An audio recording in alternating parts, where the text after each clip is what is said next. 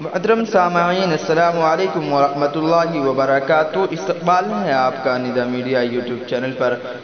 ناظرین، جس طریقے سے یوگی کا بلڈوزر دندناتا پھرتا ہے، مسلمانوں کے گھروں کو ڈھونڈتا پھرتا ہے، آخرکار یو پی میں ایسی سیاست کیوں؟ اسی کے بارے میں آج ہم زیادہ جانکاری دیں گے۔ ناظرین، آپ اس ویڈیو کو زیادہ غور سے سنیں اور اس ویڈیو کو زیادہ سے زیادہ لوگوں تک پہنچانے کی کوشش کریں۔ ناظرین، آپ کو بتا دوں کہ یہ بات تو یو پی کی یوگی حکومت کے پاس 2 قوانین ہیں، یہ ساروں کو معلوم ہو چکا ہے۔ سارے مسلمان اس کو لے کر واقف ہیں کہ آخرکار کس طریقے سے یوگی حکومت نے یو پی میں 2 قوانین بنائے ہیں، مسلمانوں کے لیے الگ اور دیگر طبقات کے لیے الگ۔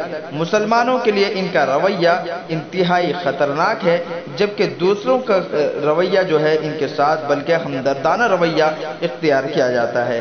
یوگی آدتیہ ناتھ پر بہت پہلے سے ہی مسلم دشمنی پر مبنی سیاست کرنے کا الزام ہے، بلکہ یہ ہر وقت مسلم دشمنی سیاست کرتے آئے ہیں۔ جبکہ وہ رکن پارلیمنٹ تھے، جب بھی مسلم مخالف بیانات دیتے تھے، اور جب وزیر اعلیٰ ہو گئے، جب بھی مسلمانوں کے خلاف بیانات دینے میں ذرہ برابر بھی نہیں شرماتے ہیں۔ خاص طور پر الیکشن کے دوران ان کی تقریر کو جائزہ لیا جا سکتا ہے۔ لہٰذا اگر ان کی حکومت مسلمانوں کے ساتھ دردمندانہ رویہ اختیار کرتی تو یہ بات تعجب کی تو تھی ہی نہیں، لیکن مسلمانوں کے خلاف امتیازی سلوک کے دوران ان کی حکومت قانون شکن بھی ہو جاتی ہے۔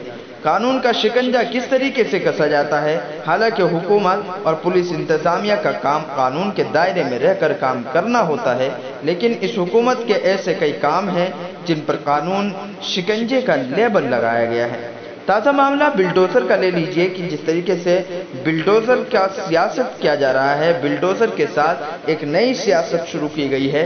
ان کی حکومت کا بلڈوزر مسلمانوں کے گھروں کو توڑنے کے لیے دندناتا پھرتا ہے، ڈھونڈتا ہے کہ آخرکار مسلمانوں کا گھر کہاں پر ہے۔ لیکن جب معاملہ دوسروں کا ہو تو بلڈوزر کا کہیں پتہ نہیں لگتا، بلڈوزر کھو دیا جاتا ہے، بلڈوزر کو چھپا دیا جاتا ہے، بلڈوزر کو خراب کر دیا جاتا ہے، اور بلڈوزر کا پتہ نہیں لگتا کہ آخرکار بلڈوزر بھی کوئی چیز ہے۔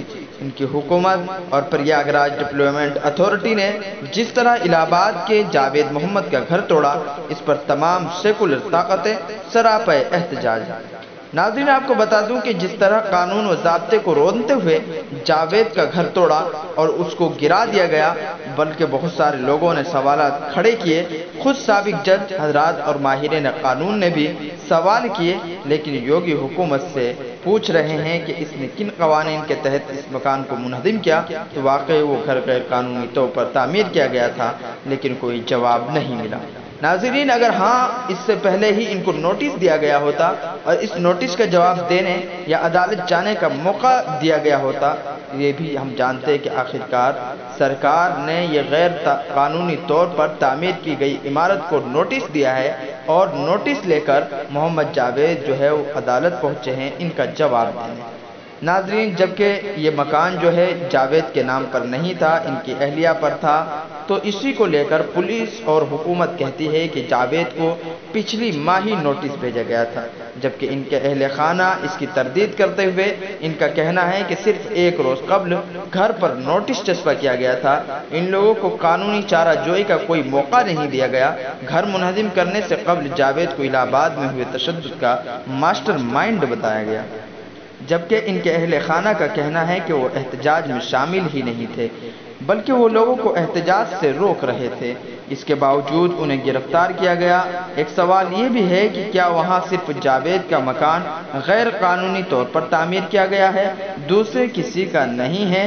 جبکہ سچائی یہ ہے کہ جیسے ان کا مکان بنا تھا ویسے ہی وہاں دوسرے کے بھی مکان بنے ہوئے ہیں، بلکہ حقیقت یہ ہے کہ اس ملک کی نصف آبادی یعنی آدھی آبادی غیر قانونی طور پر تعمیر کی گئی ہے۔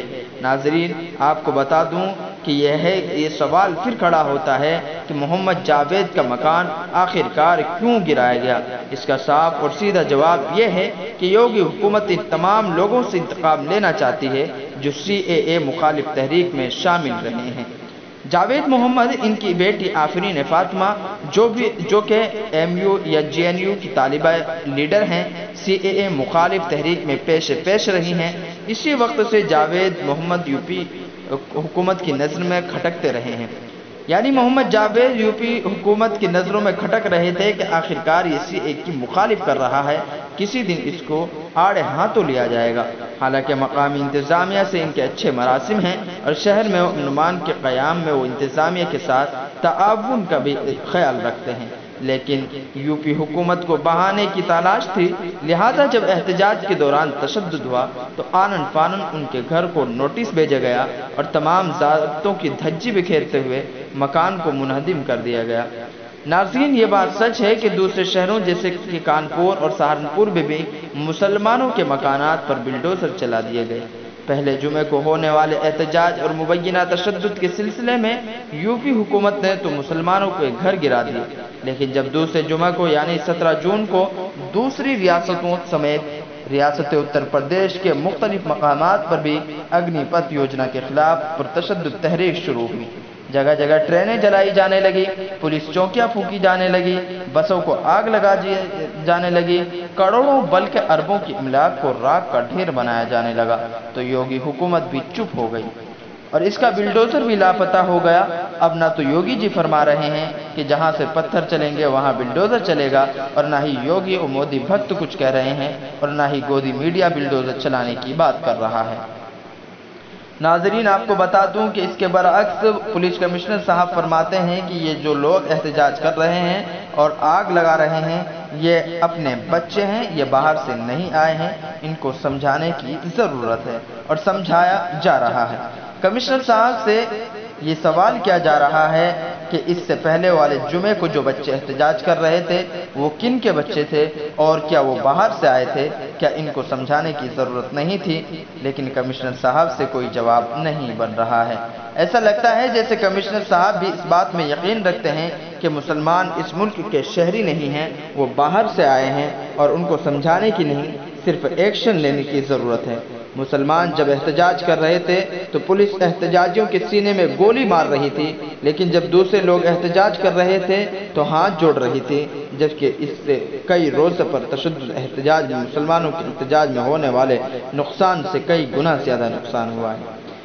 नाज़रीन, ये सवाल पैदा होता है कि अब योगी हुकूमत का ये ऐलान कहाँ गया कि जहाँ से पत्थर फेंके जाएंगे वहाँ बिल्डोज़र जाएगा और मकान को पत्थर बना देगा? क्या अब योगी हुकूमत मुजाहिरीन की तस्वीर होर्डिंग की शक्ल में सड़कों पर दस्तावेज करेगी या उनसे नुकसान की वसूली करेगी? क्या उन लोगों को भी पकड़कर उनके साथ वही सलूक किया जाएगा जो सहारनपुर के मुस्लिम नौजवानों के साथ किया गया? हालांकि सहारनपुर के मुस्लिम नौजवानों ने कोई नुकसान भी नहीं किया था, उनका कसूर सिर्फ ये था कि उन्होंने इजाज़त के बगैर जुलूस निकाला था। हम किसी भी शख्स के खिलाफ, खा वो मुसलमान हो या गैर मुस्लिम, गैर इंसानी सलूक की हिमायती नहीं है और ना ही पुलिस की जानिब से या किसी भी जानिब से किए जाने वाले तशद्दुद की हिमायत करते हैं। लेकिन ये सवाल ज़रूर करना चाहेंगे कि इंसाफ के ये दो पैमाने क्यों हैं? क्या मुसलमान इस मुल्क के शहरी नहीं हैं? इनके साथ इम्तियाजी सलूक क्यों किया जाता है? अग्निपथ योजना की मुखालिफत करने वाले भी बिला इजाज़त जुलूस निकाल रहे हैं, एहतजाज कर रहे हैं, सरकारी इमलाक को नुकसान पहुंचा रहे हैं। इनके एहतजाज की वजह से सैकड़ों ट्रेनें रद्द हो गई हैं, मुतअद्दिद को नज़र आतिश कर दिया गया है। क्या इनके खिलाफ भी इसी तरह की कार्रवाई होगी जैसे कि मुसलमानों के खिलाफ हुई है? और क्या इनके मकान भी गैर कानूनी करार देकर मुनहदिम किया जाएगा? कहाँ गए योगी के बिल्डोज़र और कहाँ गए बीजेपी MLA शल्फ मनी त्रिपाठी का रिटर्न गिफ्ट? क्या योगी हुकूमत के पास इन सवालों का जवाब है? नाज़रीन, इस खबर के मुताल्लिक आपकी क्या राय है कमेंट सेक्शन में ज़रूर बताइएगा।